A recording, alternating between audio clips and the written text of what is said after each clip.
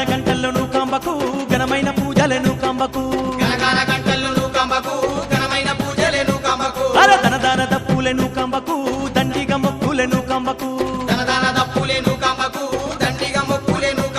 అరే అనకపల్లి క్షేత్రం నింగి నేల అంతా అనకపల్లి క్షేత్రం నింగి నేల అంతా అంబరం అంటే సంబరాలే నూకాలమ్మకు